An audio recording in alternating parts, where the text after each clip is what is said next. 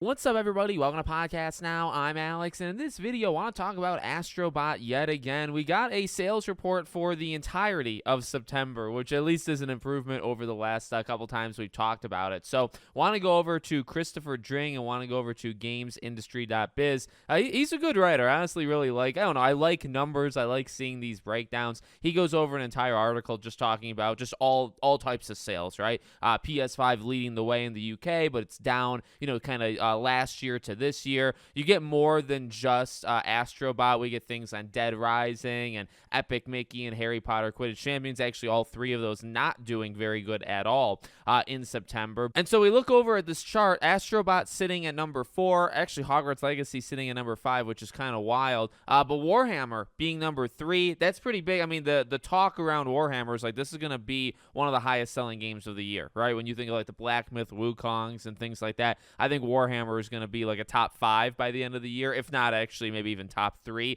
The Crew 2 actually was number 2, and he says that's basically because they basically gave it away for free. You had to pay like one euro to in order to get the game, so that's why obviously it made a massive jump. But in terms of a little bit of a bigger breakdown of Astro, so he says also new in September is Astro Bot from PlayStation. It's a decent launch for the 3D platformer game compared to recent AAA 3D platform efforts. Astro's sales after 4 weeks are 34% bigger than Sonic Frontiers and 52% bigger over Crash 4 It's About Time. Sales are also 7.5% higher than what platform shooter Ratchet & Clank Rift Apart managed over a similar period in 2021, which also was a PS5 exclusive aimed at a slightly wider audience. Now, I just want to talk about that, for the rest of the video here because, I look at least to the first two, the Sonic and Crash ones, and I think of that as a huge jump. I mean, I know he keeps saying decent, which like I need to maybe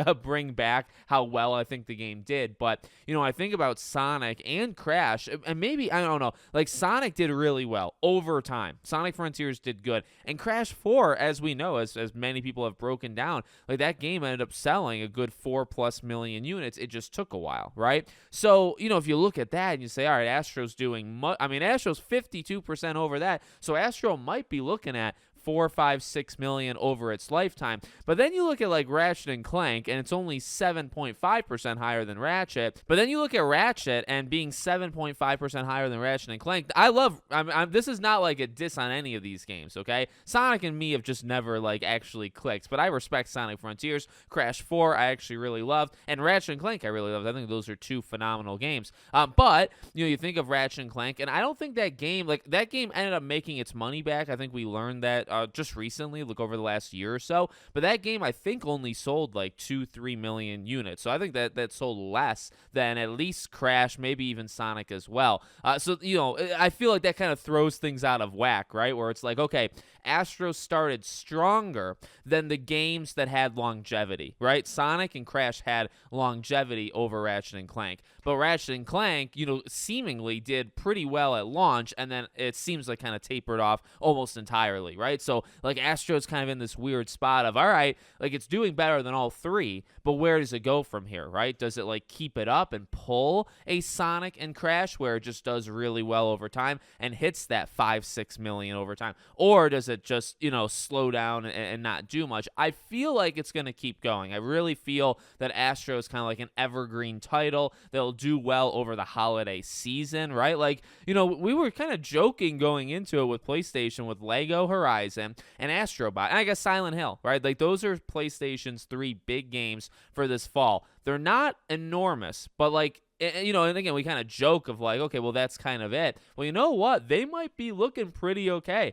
because Astro might have some strong legs and did pretty good at launch. Lego Horizon, being a Switch game as well as PlayStation and also more kid-like, right? That might do really well. And then Silent Hill's doing really well, at least right now. They really might be looking at a solid like 3-tiered punch here, which I don't know if I would have predicted. I think Astro, I always kind of had faith in Astro, but I don't think I would have predicted like all three of them them doing well, a couple months ago. But we'll see how it goes. But there you go. I like to make these videos. I like to shout out Astro's success. It seems like it's having success. And like I said, the biggest thing to me is it's doing well at launch, and then it's like, okay, now where does it go from here? Can it keep it going into the holiday season and even into 2025 and so on, right? That's where it's going to continue to prove whether people kind of like it or not. But it seems, by the way, seems like all of these games have this similar, if you want to call it problem, you can, but has this similar like trajectory where they're not selling 3-4 million units like the first week, right? We're not doing a God of War or a Spider. Like, those are the games that do it,